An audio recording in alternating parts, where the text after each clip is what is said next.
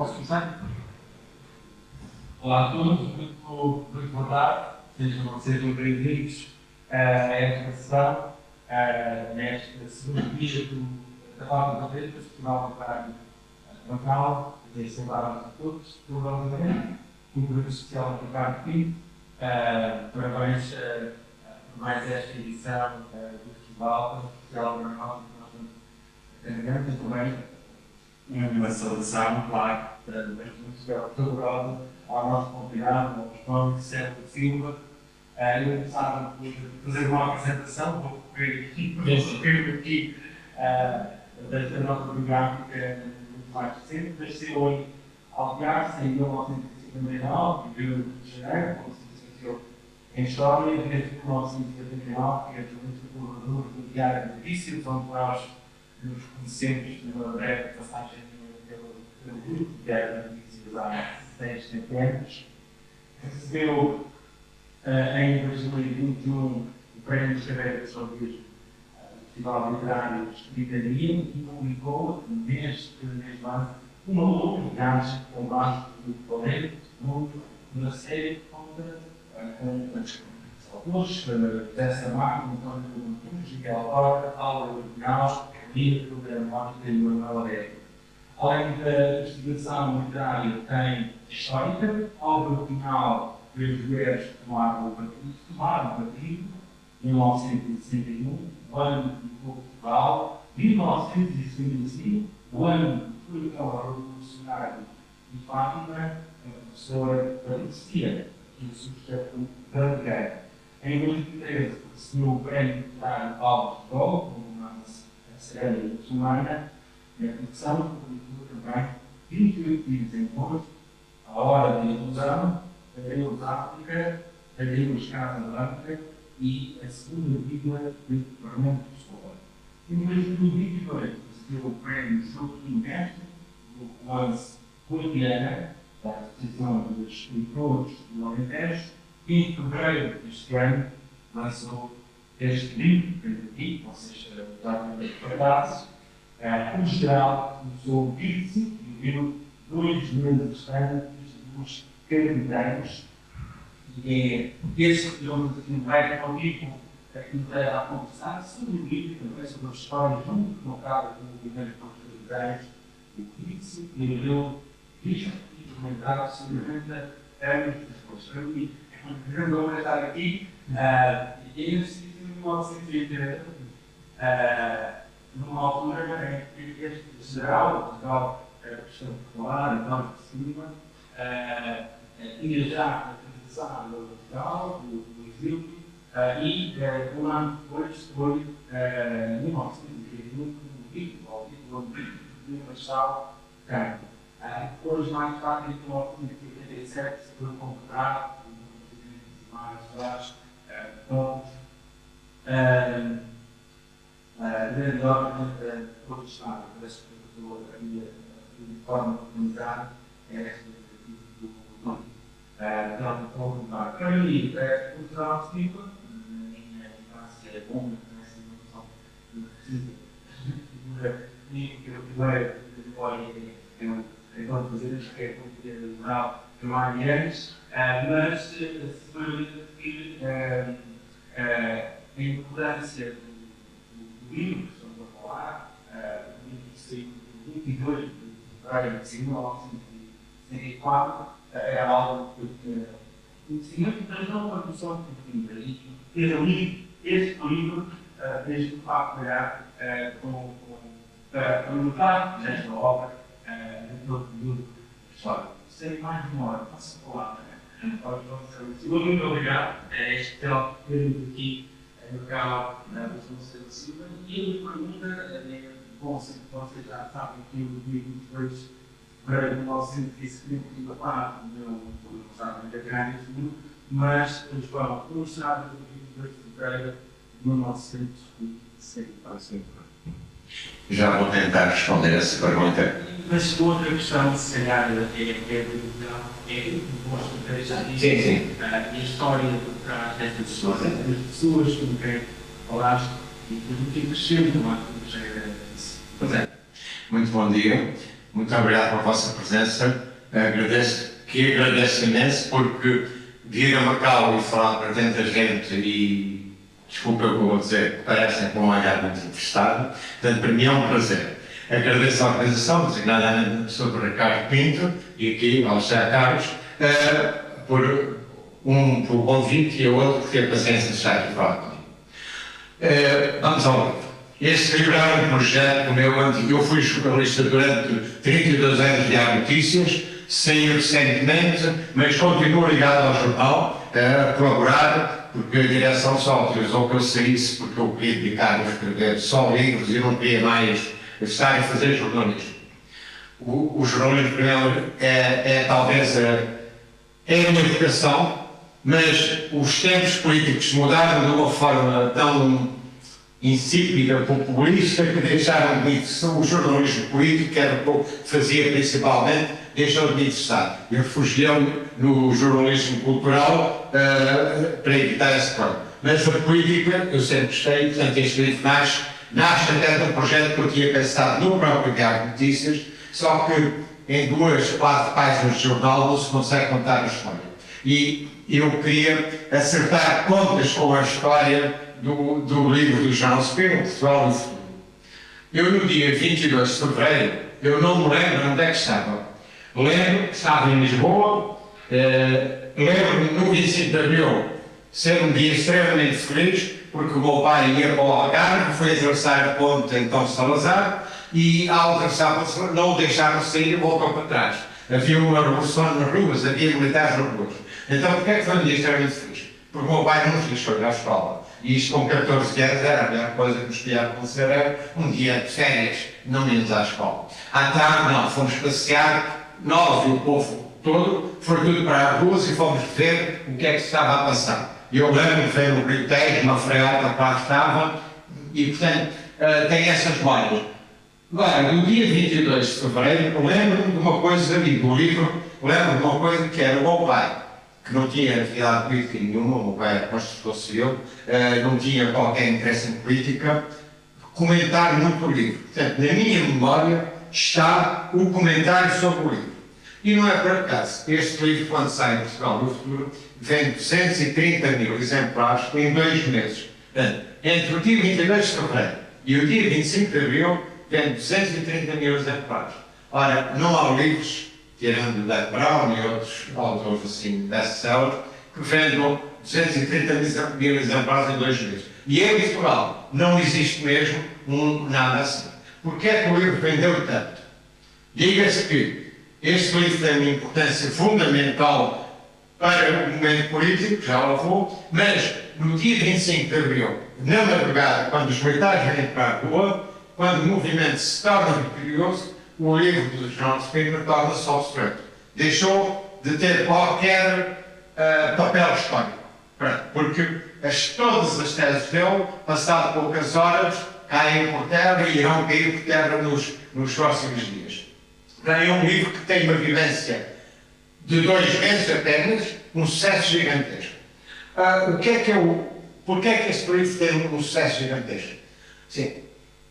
Os portugueses, e quem se lembrava daquele tempo, sabia, assim, não acreditavam que o regime criado por Salazar e depois continuado por Marcelo Caetano, terminasse. Era um regime e em oposição acreditava que não pudesse ser eterno. Era eterno. Ninguém acreditava naquilo que é isso. Quando o livro sai no dia 22 de fevereiro, na véspera, o presidente do Conselho Nacional Caetano tinha acabado de ler o livro, na antevéspera, e depois ele recebeu o livro autografado por João Spiro e não teve tempo nessa primeira noite. Na noite a seguir foi ler o livro e ficou madrugada fora até acabar o livro. Quando ele acabou de ler o livro, disse: vem aí um golpe militar. Ele deve ter sido os que ficou com a ideia mais clara do que é que ia acontecer e que aconteceu 2 meses depois. Qual foi a importância deste livro? Sim. Quando o livro sai, o Marcelo Caetano imediatamente tem a noção da importância do livro e de que é que aquilo vai. Poucos dias depois pede a resignação ao Presidente Américo Tomás. que ele fez um trocadilho com o título do livro, em vez de ser Portugal e o futuro, é Portugal sem futuro. Foi logo o que o Américo Tomás disse sobre o livro. Mas o Américo Tomás disse ao Presidente do Conselho, mas só tentando que, se isto for ao fundo, vamos todos. Portanto, ele recusou-se a autorizar a resignação a Marcelo Caetano. E nos próximos 2 meses há já havia um grande impasse na governação, mas agora há um impasse mesmo de Marcelo Caetano tenta renovar o governo e não consegue. Tem muita dificuldade em renovar, em que aceita os convites. O próprio prefeito João Manuel, na altura, recusa o convite e nem imaginava que esse princípio do grupo à frente fosse fazer o CDS. Portanto, o livro, quando se cria um terremoto político e toda a estrutura do poder tregue até por uma razão. Ninguém percebia se o Marcelo Caetano aprovava ou não as teses do livro. O Marcelo Caetano, 12 anos antes, tinha feito um parecer, um documento, em que defendia as mesmas teses que o João Spínola defendia agora. Portanto, toda a gente pôs em causa se o Marcelo Caetano tinha dado ou não a bênção ao livro. E isto não, assim, o próprio ex-ministro, o ministro o Ferreira Nogueira, desconfiava que o Marcelo Caetano tinha lido o livro e tinha aprovado e sugerido correções. Portanto, o ambiente que se nos 2 meses a seguir é de o que é, da parte mais ultra do governo, o que é que vamos fazer? O que é que está a acontecer? Toda a gente fica siderada perante a opinião do general mais prestigiado da altura. O general Spínola era o último cabo de guerra da Europa, era o homem prestigiadíssimo. E quando ele diz, na página 45 do Portugal do Futuro, que a vitória exclusivamente militar é inviável, e são 6 palavras que abalam toda a política ultramarina do governo. Política que já tinha sido definida por Salazar e que o Marcelo Caetano jurou, logo ao tomar posse, que não alteraria. Quando o mais prestigiado general diz a guerra está perdida, a guerra está, não temos que ter solução política. Qual era o objetivo do Spínola? O objetivo do Spínola jamais imaginou fazer um 25 de Abril ou ajudar a fazer um 25 de Abril. O que é que o Spínola queria? Alterar a situação de impasse em que se vivia naquela altura em Portugal, em que não havia decisões, não se cedia a guerra colonial, não se cedia muitas coisas. Cederam, sim, várias evoluções da economia. Portugal, durante o tempo do Marcelo Caetano, teve alguma evolução económica, mas não o grande problema que era a guerra colonial. Porque cerca de 800 mil portugueses tinham lá, foram para lá combater, as mães tinham lá os filhos, as mulheres tinham lá os maridos, as crianças tinham lá os pais, portanto, toda a gente queria que a guerra acabasse. Quando o grande general diz que a vitória militar era impossível, a partir daí cria-se um terremoto político e o país para a nível político durante essa altura. Mas depois tem duas grandes, o que torna o livro talvez mais importante não é só parar o governo. Tem 2 situações muito importantes, que é altera a percepção dos portugueses. Os portugueses achavam que o regime era eterno e quando leem o que o jornal diz, assim, o Jornal da República faz esse título, a guerra está perdida. Portanto, é um título assim, inimaginável.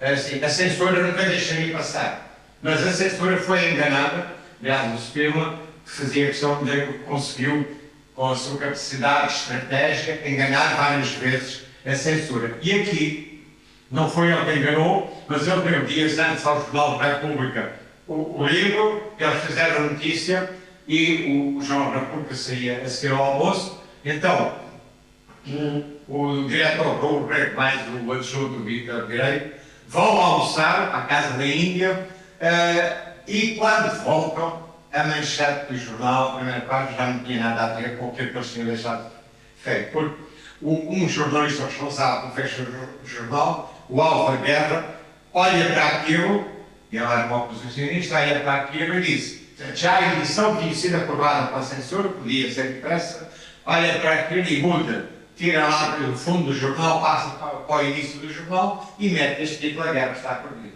Quando o diretor do jornal vem do almoço na casa do índio, achou, pronto, a República vai ser suspenso, não vamos ter jornal nos próximos tempos, mas não. Essa é mais uma das coisas que ficou toda a gente impaciente, porque a PIDE não agiu, a repressão não aconteceu, Marcelo Caetano não proibiu a saída do livro. Ele achava que se o livro fosse apreendido, seria pior ainda. Então, este livro altera, a partir dessa quinta-feira, 22 de fevereiro, altera a percepção dos portugueses. Como é que, de repente, não há nenhuma conversa na rua, de café, entre as pessoas, que não fosse sobre o livro. Todos falavam o que o Spínola tinha dito, o regime, o que ia acontecer. As tais mães, mulheres, filhos, maridos, todos imaginavam: a guerra vai acabar finalmente e isto acaba-se, estes 13 anos de conflito. Portanto, altera a percepção dos portugueses em vender 230 mil livros. Portanto, esses 230 mil que adquiriram um livro devem ter lido, pelo menos folhearam. Os outros emprestaram outros e, quase como no tempo das redes sociais de hoje, começou-se a falar sobre o livro e não interessava o que o livro era. O que interessava era a proposta do Spínola, que era preciso fazer uma negociação com os movimentos de independência em Angola, Moçambique e Guiné, principalmente. A outra grande alteração que existe é entre o movimento das Forças Armadas, que só se irá chamar movimento das Forças Armadas no próprio dia 25 de Abril, e é rebatizado pelo Spínola. Antes eram movimentos oficiais das Forças Armadas, e tem mais uma ou duas siglas. O movimento das Forças Armadas, vamos chamar sempre assim, mesmo que tenha tido outras designações, nem todos os militares estavam do lado dos vamos chamar, rebeldes, daqueles que queriam provocar ou um golpe militar ou alterar a situação em relação à guerra. Quando os militares mais irritantes souberam que o Spínola tinha dito aquilo, a partir daí disseram: pronto, não há problema, podemos aderir ao MFA, podemos apoiar o MFA. Aliás, os próprios, um dos capitães da altura que ficaram conhecidos, o general Vaz Lourenço, ele próprio dizia: olhem aqui a Bíblia, leiam a Bíblia, que era para conseguir seduzir os militares hesitantes a ler o livro. Portanto, o livro, quando sai, é um caos no país. E o país fica parado durante 2 meses e o que é que resulta? Podem ter outras opiniões, na minha opinião, assim, o livro facilita com que o 25 de Abril avance. Portanto, os militares não estavam a organizar-se naquele dia, nem foi a partir do dia 22, vinham-se a organizar, primeiro por questões corporativas e depois a nível ideológico. E a partir daí, quando o livro sai, o movimento começa, primeiro por rivalidade até com o general Spínola, porque não queriam que o general Spínola tomasse conta do movimento e porque vamos dizer, o golpe, a preparação do golpe já estava muito avançada. Até porque, não sei se lembram, eu fiquei com essa ideia de tudo aquilo que tenho andado a ler, assim, e na altura, no dia 25 de Abril, ninguém acha que são os oficiais intermédios, os capitães, majores, que estão a fazer um golpe. As pessoas acham que é o general Spínola, depois de ter publicado aquele livro, veio para a rua fazer um golpe militar. E ainda ficam mais conscientes dessa percepção, porque ao final do dia ele é nomeado Presidente da Junta de Salvação Nacional e, passado poucos dias, é nomeado Presidente da República. Portanto, sempre há aqui a essência ou a aprovação dos militares de Abril, dos capitães. Portanto, há uma confusão naquelas primeiras horas e dias sobre quem é que é o verdadeiro, quem pensa, quem é que faz o golpe militar. Os capitães de Abril vão aparecer e firmar-se e é essa a razão que dá origem a este livro. Eu hoje acho que os capitães de Abril, e já poderemos depois falar melhor sobre isso, os capitães de Abril acabaram por ignorar este livro. O general Ramalhantes, que é uma das principais figuras posteriores depois da Revolução, diz que este livro foi enclausurado pelos próprios militares. Ninguém o leu, ninguém o debateu, ninguém o quis esclarecer. E, portanto, o livro foi fechado. Portanto, a minha razão para escrever o livro foi basicamente mostrar, no ano dos 50 anos do 25 de Abril, em que, na minha opinião, passadas agora o furacão das eleições, se deverá dar alguma atenção às comemorações, que era para ser o grande prato deste ano, mas o Presidente Marcelo Rebelo de Sousa decidiu alterar as regras do jogo e, portanto, eu considero que os próximos, até o 25 de Abril, se vão branquear muitas situações, continuar a contar histórias erradas, e eu achei que se deveria contar a história deste livro, por isso este meu livro é uma biografia sobre o livro. Não, o General Spínola só existe aqui, é quase paira como um fantasma, porque o que a mim me interessa é o livro. E, portanto, faço a biografia de tudo aquilo que o livro, como o livro foi feito, e o resultado do livro. Muito obrigado. João, há testemunhos inéditos aqui de documentos, de vídeos, de pessoas que tiveram uma experiência direta, uma segunda mão, seja com o período histórico que vamos falar, seja com o próprio General Spínola. O que é que destacavas relativamente ao trato de novo face à história que já tinha sido contada? Exato. Eu não gosto muito daquelas frases efeitas. Enquanto jornalista, gosto muito de fazer títulos que levem à leitura. Aí, no caso, o meu editor resolveu fazer assim esta história dos factos, mas é verdade. Assim, quem lê o livro vai descobrir ali muitas coisas e, principalmente, quem se lembra daqueles tempos, ou quem viveu aqueles tempos, vai recordar e até repensar exatamente o que viveu e o que está agora a reviver. Porque ao fim de 50 anos, os próprios capitães de Abril assumem isso, há muitos pensamentos que tinham e que são errados. Já se esqueceu disto, esqueceu-se daquilo, eu fiz isto, eu fiz aquilo. Nós temos aqui na plateia um de Portugal, que na altura creio que era capitão, e que foi um dos responsáveis pela tomada da RTP. Eu tenho a certeza que ele, se for ler um relato sobre a tomada da RTP, vai depois que ele nem sabia que tinha feito, tinha dito ou que tinha acontecido. Portanto, os 50 anos dão-nos um distanciamento sobre o que aconteceu e, entretanto, muitas coisas foram estudadas. Sobre o livro, não. Sobre o livro foi um apagamento total. Uma das questões principais que este livro revela também é essa. Quem é que escreveu o livro? Sim. Ninguém tinha dúvidas que era o General Spínola. Portanto, o livro tinha Portugal e o Futuro e o nome, embaixo, o nome António Spínola. Em 75, sim, ninguém tinha dúvidas. Há a Revolução, ninguém tem dúvidas. Há 74, ninguém tem dúvidas. Em 75, durante aquele verão quente, começam a surgir umas dúvidas. Há uma briga entre o Partido Comunista Português e um dos alferes que tinha estado na Guiné, o Sr. Pereira da Costa, e sai uma entrevista no jornal, eu acho que é Diário de Lisboa, capital. Tem é que é o Diário de Lisboa, desculpem agora, mas é muita informação. Então há um dia, sai uma entrevista, sai em 2 dias, e então uma entrevista em que não aparece o nome do entrevistado.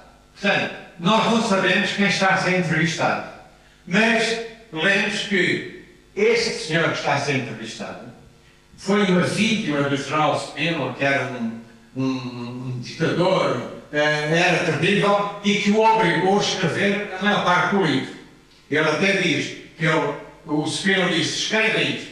E ele escreveu, veio para Lisboa, escreveu, depois entregou-lhe o manuscrito e ele disse: não, isto é muito pequeno, quero uma coisa melhor. A entrevista, que não tem nome, nós não sabemos quem é a pessoa que está a falar. Eu nunca me lembro da minha vida de ter lido uma entrevista em que não se sabe quem é o entrevistado. Esta inaugurou, pelo menos, eu nunca tinha visto. Assim, passado uma semana, o jornal O Tempo resolve esclarecer quem é. E então dizem que é o general, o Alferes Pereira da Costa, que era uma pessoa especializada em economia. Ou seja, o Spínola é o autor do livro. Não sobre isso, não tem qualquer dúvida. Mas, como Assim, vamos supor, no caso dele que era militar, não conhecia todas as áreas que eu queria abranger no livro. E o meu livro faz um guia sobre o que é que deve ser Portugal. Portanto, fala na autodeterminação, a chamada comunidade lusida, tem os capítulos de economia, como é que o país devia mudar, e é aí que o Pereira da Costa entrou. Então, o que é que o General Spínola faz? Ele pega nos discursos que faz às tropas, ele, quando a tropa chega à Guiné, ele é comandante, chefe da Guiné e governador da Guiné entre 68 e 73. Quando as tropas chegam, houve um discurso de General Spínola. E em que o General Spínola imediatamente explica que a guerra não vai levar a lado nenhum. Aquilo que os militares iam ver daqui e que chegavam lá e ouviam um general a dizer que temos que encontrar uma solução política, devia ser um quebra-cabeça, imagino. E quando vinham embora para Lisboa, para Portugal, a primeira coisa para o continente, a última coisa que diziam, havia mais a mais sabordal do General Spínola a dizer que a guerra não ia levar a lado nenhum, tínhamos que lidar com as populações da Guiné de uma outra forma. Portanto, ele tinha vários discursos. Portanto, ele pega nos discursos, pega numa série de temas e tem uma série de colaboradores. Ele tem uma chamada Corte dos Sete Magníficos, que são os 7 homens de confiança dele. Firmino Miguel, o Dias de Lima, o Carlos Fabião, bem, são sete nomes que são o núcleo principal. Portanto, o Major Otelo Carvalho, que trabalhava diretamente com o Spínola, nunca pertenceu aos 7 Magníficos. E outros também. Portanto, ele pega nas ideias que tem, nos capítulos que quer fazer e pede ideias, pede colaborações às pessoas, aos íntimos. Àqueles especialistas, no caso do Pereira da Costa, é verdade, ele colabora e dá, não escreve um livro inteiro, e dá ideias sobre questões económicas. Bem, o Spínola normalmente recebia, ele dizia, o que é que acha de, vamos supor, ao Firmino Miguel, por exemplo, que não terá sido o maior quem mais contribuiu. E eu queria que falasse, queria escrever sobre isto, e eu acho isto e acho aquilo. E o Firmino Miguel pensava no assunto e acrescentava aos discursos do Spínola, às propostas do Spínola, novas ideias. Depois o Spínola lia aquilo e reescrevia, adotava, deitava fora e mandava de novo para o Firmino Miguel. Eu acho que fica melhor assim, não sei o quê. Então, até chegarem à versão final.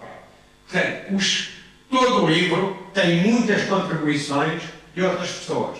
Mas é assim, se nós vamos pensar, todos os discursos do John Fitzgerald Kennedy, quase nenhum foram escritos por ele. Portanto, estas pessoas que ocupam estes lugares, têm pessoas que escrevem os discursos, escrevem textos. E, portanto, quando o Pereira da Costa, sem nome, não sabe quem ele diz que ele é que escreveu o livro, é completamente falso. Portanto, um dos capítulos que existe neste livro é explicar quem é que é exatamente o autor. O autor não tem qualquer dúvida que é o Spínola e não tem qualquer dúvida que ele andou para trás e para a frente e todas as ideias são dele, não são de mais ninguém. Agora, que teve muitas contribuições, isso teve. Mas nunca se pode dizer que o livro, aliás, nunca ninguém duvida da autoria, nem pensou nisto. Só no meio de 75, no Verão Quente, é que se lembram disso. E depois o João Costa Gomes, que é o principal responsável por o livro ter sido publicado, eu posso explicar isso, o João Costa Gomes também mais tarde dirá, sim, talvez o livro não tenha sido escrito por ele, mas é mais tarde. Na altura eu acho muito estranho que o livro venda tanto, esteja um ano, e no ano a seguir ninguém nunca tenha dito que o Spínola era uma farsa, que é mentira. Portanto, é uma questão dos tempos, é o tempo. O livro, eu há pouco tinha falado dele ter a capacidade de enganar a censura, e é curioso porque o livro nunca poderia sair. Todo o sistema de censura da PI, de todo o sistema de censura português, jamais aceitaria que isto saísse. Assim, os editores podiam lançar qualquer livro e havia pelo menos 100 livros que eram apreendidos todos os meses. Ou seja, o editor podia lançar uma obra do Karl Marx, sabia que imediatamente ia ser apreendida. E, portanto, o prejuízo financeiro era tão grande que era uma autocensura. Ninguém publicaria livros proibidos. Além de uma lista, havia um índice que os editores tinham conhecimento de livros e de autores que não se podiam ser publicados ou traduzidos.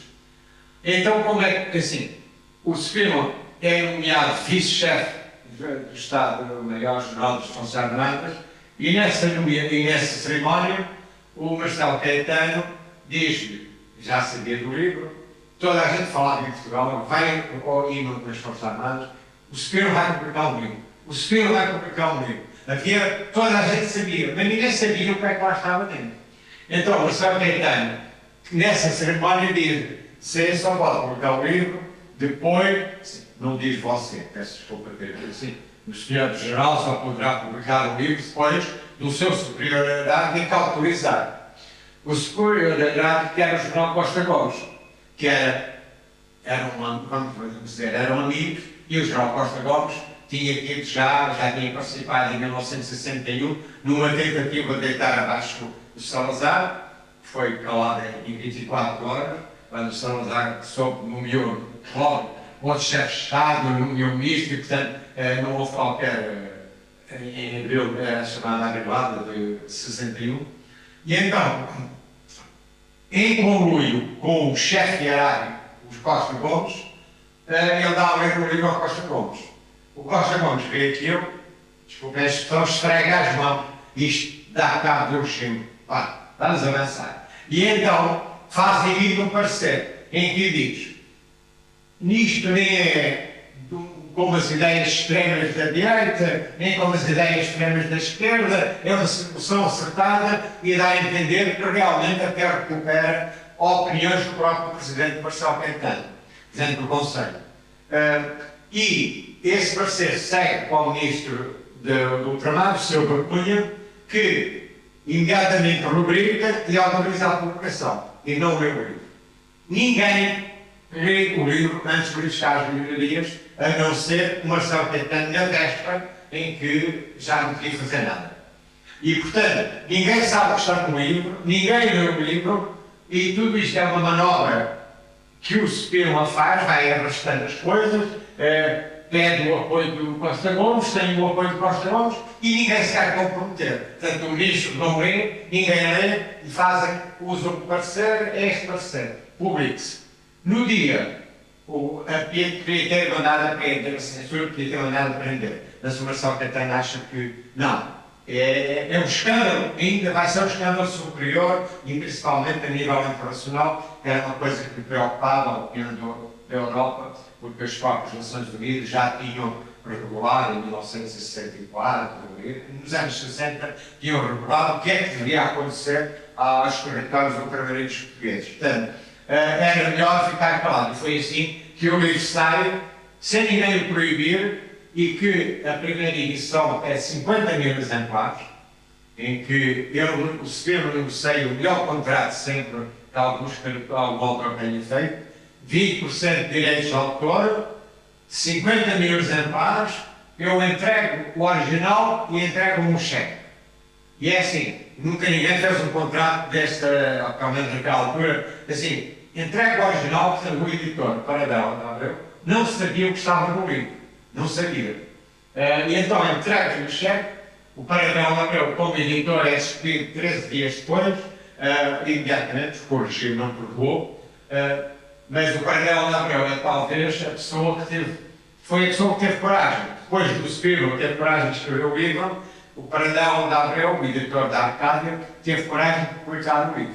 E eu conto o livro, começa por aí até, assim, ele recebe o original. Ele achava que era um livro sobre a guerra na Guiné e, de repente, quando vê o que é o Portugal no futuro, ele pega naquilo e ele contacta com um antigo colega meu, o António Valdemar, que era um jornalista e que fazia revisões e que era sabia editar um livro, e ele marca um jantar com o António Valdemar num restaurante que nunca ninguém ia, eles nunca iam. E então chega lá, encarcou a pasta 007, naquelas antigas, a 007, e diz: Valdemar, está aqui a revolução. O Valdemar entra em pânico, ele diz: não pode abrir, só em casa que pode ler, e depois tem que me contar o que é que acha disto. Portanto, a missão do António Valdemar era fazer a última edição, encontrar erros, não erros de português, erros de ideias, de ideologias, problemas.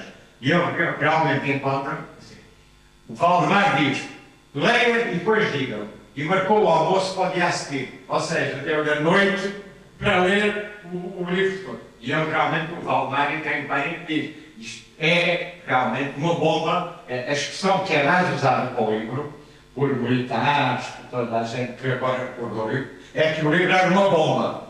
O livro arrebentava com tudo. Então o Valdemar concorda, isto é uma bomba, isto é a revolução, mas ele descobre, sim, deixa-me só contar mais o início do livro. É assim, o Spínola não se lembrou de escrever o livro por acaso. Ele tinha um chefe de gabinete, o embaixador Nunes Barata, que veio a Lisboa e encontrou um livro do Franco Nogueira, As Crises e os Homens. Era um livro que foi um grande sucesso na altura, tinha sido uns 2 anos antes, um grande sucesso. E então, de certo modo, praticar o Spínola, leva o livro para a Guiné, que ele era o chefe de gabinete do Spínola, na Guiné, e quando chega, Sr. General, tem aqui um livro que o Franco Nogueira publicou, que acho que é interessante, é capaz de gostar. E o General pega no livro e durante uma semana anda a ler o livro. Passado uma semana, chega a hora do almoço, em que eles almoçaram juntos, e ele pega no livro e diz assim, este livro precisa de uma resposta. E é assim que começa o livro. Ele fica tão irritado com o Franco Nogueira ter escrito um livro daqueles e diz que o que o Franco Nogueira diz já não é de qualidade, e portanto tem que ser diferente. Então ele decide responder. E começa então a fazer o livro, nessa altura. E é assim que o livro nasce, é uma resposta ao livro do Franco Nogueira. Assim, digamos que o Spínola sempre teve um desejo de ter um protagonismo histórico. Ele nunca aceitou, assim, quando começa a guerra em Angola, em 1961, ele vai, voluntaria-se com Salazar, e vai para a Guiné. Depois o Salazar, a 108, é dos últimos atos, antes de cair da cadeira e de entrar no seu fim, é mandar o Spínola para a Guiné. A Guiné é uma situação muito complicada, e o Spínola, quando chega à Guiné, o que faz é, o Portugal do futuro não é por acaso, ele manda fazer ele quer saber o que é a Guiné, ele manda estudar a Guiné, quer um relatório, e depois chega à conclusão, mal lá chega à conclusão que a guerra está perdida. Portanto, será sempre uma guerra que não vai chegar, nunca haverá uma vitória, nunca chegará a lado nenhum, porque é preciso ter o que o Spínola defende, é a chamada comunidade reduzida, e fazer uma evolução, criar uma unidade entre o poder de Lisboa e as comunidades lá. A Guiné era fácil, porque como são várias etnias, ninguém se entendia, portanto ele reinava. Ele todos os anos fazia o congresso do povo da Guiné, em que aparecia com roupas guineenses próprias da altura, portanto ele, entre aspas, mascarava-se a propósito, e falava com eles todos e faziam isto. Era uma chamada, é aí que o Major Otelo Saraiva de Carvalho se inspira para o poder popular. Vejam a contradição. Aquilo que o Spínola fazia foi o que o Otelo achou que era o poder popular. E a grande inspiração do Otelo para todas as derivas políticas que ele irá ter no pós-25 de Abril são inspiradas neste Congresso do povo da Guiné. Quando nós olhamos para isso, nem sequer pensamos. Mas o Spínola era um homem de grande coragem. Assim, isto vem no livro, mas isso não é uma novidade, é de grande coragem física, portanto ele não tem qualquer problema. Outra das coisas que vem no livro que são novas. Assim, era uma coisa que eu sou sincero. Eu achei que era de conhecimento público, porque eu já o conhecia. Era a figura do próprio jornal, a questão do monóculo. O monóculo é falso, o monóculo não tem graduação. Portanto, ele não precisava do monóculo para ver. Ele compõe o personagem, mete o monóculo, eu tenho um testemunho direto disso. Então, portanto, ao final de todos os dias, depois do briefing, ele ia ver, fazer inspeções e ia para o terreno. Entrava no helicóptero, ia ao meio da banca, ia a vários lugares da Guiné, ver onde é que as tropas estavam esse dia a combater, onde tinha havido uma escaramuça. Então, eu saía da reunião do Grifo do Palácio e metia o menor que andava para sempre com ele. Pegava no pingolim, numas luvas de preto brancas, nas botas de montar, que ele era um homem de oficial de cavalaria, e ia assim, eu vou usar por essa palavra errada, mas mascarado, para o mato. Eu ia sempre assim, portanto, não ia como os outros. E mais curioso, muitos militares da corte dele imitavam. Então iam também botas de montar, não sei, não levavam o pingalinho, o monóculo e as luvas de preto, mas iam de botas de montar e iam para o mato da Guiné vestidos assim. Portanto, ele era uma figura muito inspiradora. Daí que o livro, assim, quando o livro sai, o anúncio, há um anúncio para a RTP, 2 segundos, que é proibido, e que até dizia, vem aí o livro de João Spínola. Era só isto. As pessoas só falavam isto, vem aí o livro de João Spínola. E quando sai o livro, e o livro de João Spínola, e o que ele diz, e não sei o quê. E depois, repito a ideia da bocada como as redes sociais de hoje em dia. Tudo aquilo que é falado, nos cafés toda a gente fala, e a dado momento o livro já vai, o livro é realmente uma grande bomba, porque toda a gente só fala do livro. Em Portugal, norte a sul, se não vou dizer que o agricultor estivesse preocupado, mas as classes médias, os bancários, toda a gente que vivia nas cidades, só debateu o livro. Um aspecto interessante que logo se dá no livro, que é a ideia de uma operação, ou seja, o livro de Portugal de tudo, não fosse o original Spínola momento, posso dizer, de grande nível estratégico, mas levando também isso não só do ponto de vista militar, mas do ponto de vista de propaganda, de promoção. Ele também se rodeia desde há algum tempo, já se rodeava de pessoas que ajudavam na parte da imagem, da parte mediática à época. Ele também inova esse aspecto, não é? Sim, é só esta forma de se vestir, de se apresentar. Assim, Portugal não teve direito a muitas capas da Time, da revista Time. Que eu saiba, teve direito a uma em que aparecia o Salazar, uma ou duas com o Salazar, e depois tem direito a uma com o 25 de Abril, que sai a 6 de Maio, que é em que aparece o General Spínola, uma ilustração, e lá está o nome, logo na capa da Time.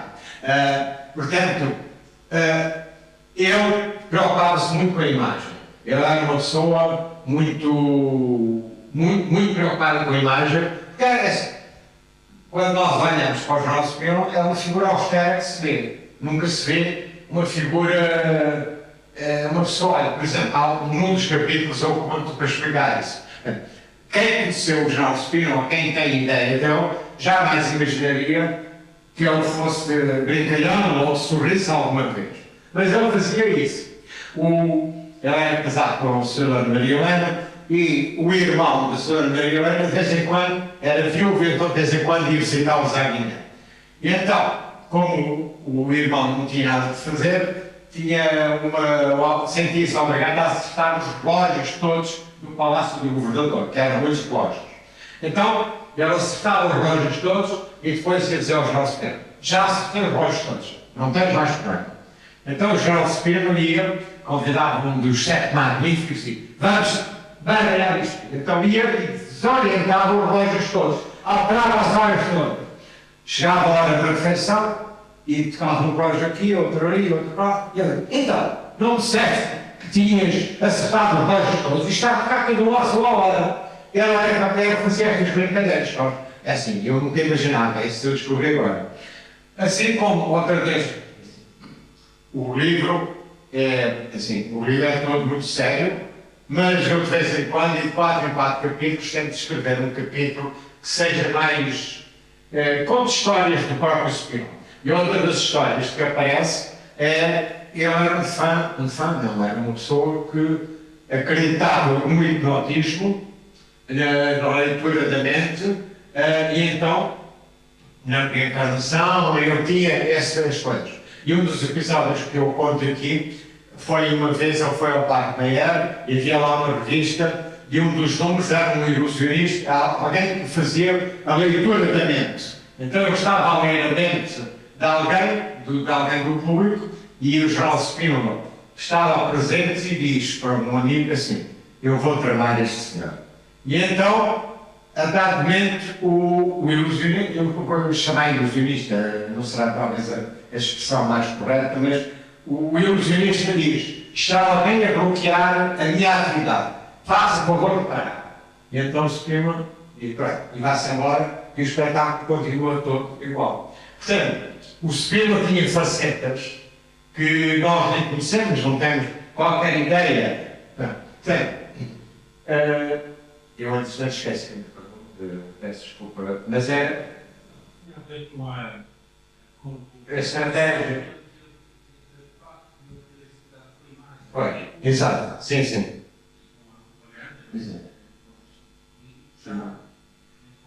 Exato. Sim, sim. Exato.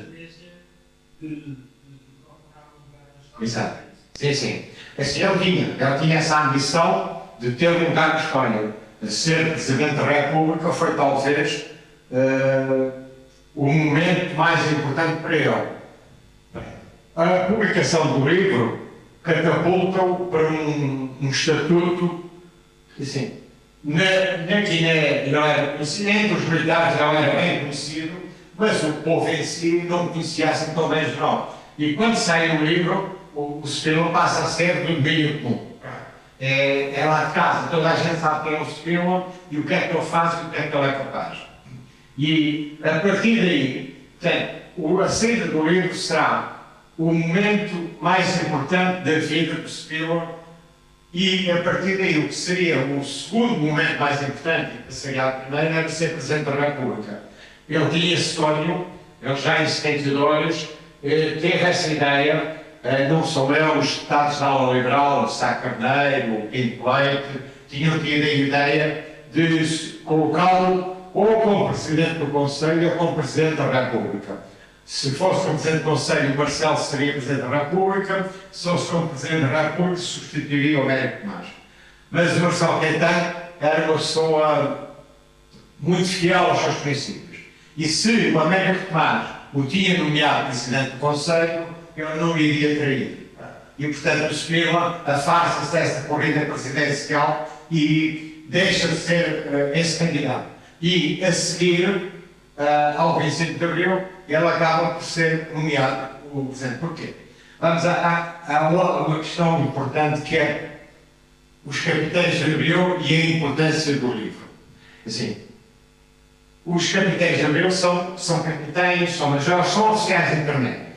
E o país não podia ter um golpe militar e apresentar-se à Europa, ao mundo, com um grupo de jovens oficiais que tinham derrubado o último império, iriam derrubar, o último império será desses depois, que iriam derrubar a governação do último império. Portanto, ninguém na Europa aceitaria essa situação. Então o Spínola é recuperado nos militares para como figura de... Este é o nosso homem, nós não estamos sozinhos, temos o apoio do Costa Gomes, temos o apoio do Geraldo Spínola. E tanto assim que o Marcelo Caetano refugia-se no quartel do Cairo e quando quer entregar o poder, o assessor do Marcelo Caetano profana o Geraldo Spínola e diz que o Presidente queria entregar o poder. E ele profana os capitães, está no posto da Pontinha, ao grupo de comando, e o hotel é que recebe a chamada e pergunta aos que lá estão e eles aceitam que seja o Spínola a receber o poder do Marcelo Caetano. E isso mostra a importância que tinha, assim, o Marcelo Caetano não entregava ao hotel ou a qualquer outro dos capitães que se apresentasse. Tinha o Salgueiro Maia, que ninguém conhecia naquela altura e depois se torna o grande ícone da Revolução. Portanto, os militares depois aceitam que o Spínola receba o poder das mãos, muitos vão se arrepender disso e acham que ele nunca deviam ter aceitado essa situação, mas aceitam. E depois, à noite, deve-se fazer um ferro de salvação nacional Eu acho curioso que hoje em dia nós nunca conseguiríamos imaginar que era preciso um governo de salvação nacional. E então eles formam a junta e quem é que metem como presidente? Geraldo Spínola. Os outros elementos da junta são figuras estranhíssimas. Algumas, inclusive, ou um deles foi preso de manhã por algumas horas, o outro era o Galvão de Melo, que era alguém completamente, não tinha nada a ver com aquilo, e o Galvão de Melo vai para a junta porque tinha escrito qualquer coisa, não, o Álvaro Cunhal tinha elogiado o Galvão de Melo, que era de direita, porque o Galvão de Melo tinha dito que numa demonstração de uma das quadras de Marinha tinha sido uma vergonha e pronto, então tinha, como eu tinha sido elogiado pelo Álvaro Cunhal, vai para a Junta de Salvação Nacional. Portanto, se forem ver a composição da Junta de Salvação Nacional, é uma coisa, aliás, aquilo era feito há poucos dias e não vai lá. E depois ela é nomeada Presidente da República, mas já estava, assim, o livro acaba, o Petróleo e o Futuro torna-se obsoleto na madrugada do dia 25 de Abril e o Spínola torna-se obsoleto mal 2 ou 3 dias depois. Porquê? Os militares de Abril não concordam com as teses do Spínola. O Spínola queria uma comunidade visível, uma Commonwealth, e os capitães de Abril não vão achar, acham que a descolonização tem que ser imediata. A ONU acha que tem que ser imediata. Portanto, começam a surgir divergências imediatamente após, e, portanto, é impossível. O mandato do Spínola enquanto presidente são 138 dias. É impossível que haja uma convergência entre os ideais dos capitães de Abril e do próprio Spínola. Portanto, o Spínola tinha o seu projeto de poder, o seu projeto de país e nunca aceitava aquilo que os capitães depois iam começando a querer, moldado por forças externas esquerda, pelo PCT e pronto. E há pouco falaste da comenda que o Mário Soares deu ao Nomeal Marchal e ao Cunhal. O Soares é um dos principais, depois de uma deriva de extrema-direita do Spínola, em que queria invadir Portugal para retirar os comunistas do poder. O Mário Soares é um dos principais instigadores para a comenda que ele vai receber e para ser marechal, só para, desculpem a expressão que eu vou usar, mas é a expressão que o Mário Soares usaria, só para chatear os comunistas e chatear os militares do Conselho da Revolução. É para isso que ele faz. Não só por isso, porque o Mário Soares só muito mais tarde entende que ele e o Spínola tinham o mesmo objetivo, que era contrariar a tomada do poder do Partido Comunista em Portugal. Mas cada um seguiu o seu caminho. E já João, eu agora passava a palavra à audiência, nos sentados, e vejo vários olhos dos que estão aqui com bastante interesse e, portanto, queria desafiar-vos a fazer perguntas, a acrescentar algo, a poder comentar. Alguém gostaria de contribuir? Sim.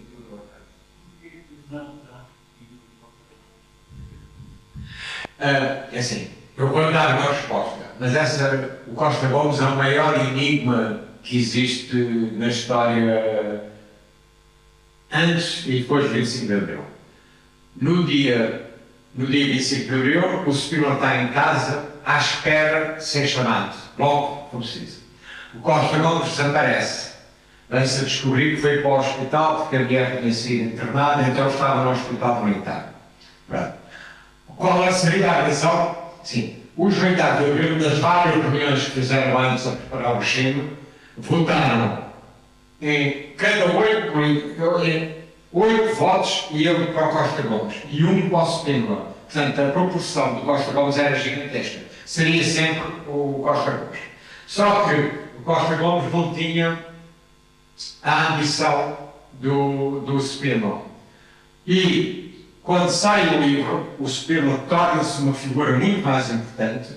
Esse rácio de 8 para 1 basta 4 para 1, mas mesmo assim Costa Gomes é sempre o dele, seria ele o general que aparecia perante o mundo para dar respaldo aos militares de Abril.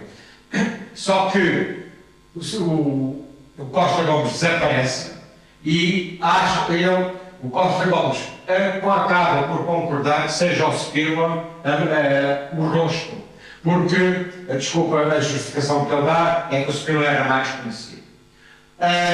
Quem não acredita muito nessa versão usa aquele ditado popular que o primeiro dia é para os pardais. Então, o Costa Gomes, o que é que ele quer fazer? Vais tu, Spínola, queimas-te, já conhecem, o Costa Gomes sabe bem como é o Spínola, vais chegar queimado rapidamente, e eu prefiro ser o chefe de Estado-Maior General das Forças Armadas, que é uma posição mais importante, porque isto é um golpe militar, os militares vão estar aqui por uns tempos. Essa é a explicação. É o próprio Costa Gomes que não quer ensinar isso. O Costa Gomes é conhecido por um nome, eu não vou dizer qual, o nome não é vergonha nenhuma, mas o nome é Chico. Pronto. Alguém disse Chico Rolho, é assim que ele é conhecido. Pronto. Não fui eu que disse. E porquê? Porque ele sempre olhou em todas as crises. Não quer dizer que não tenha sido ele, talvez, o principal elemento que evitava a Guerra Civil no verão de 75. De uma ou outra forma, ele conseguiu controlar a situação, depois o atual general Romaniense dominou, foi o rosto principal no 25 de novembro.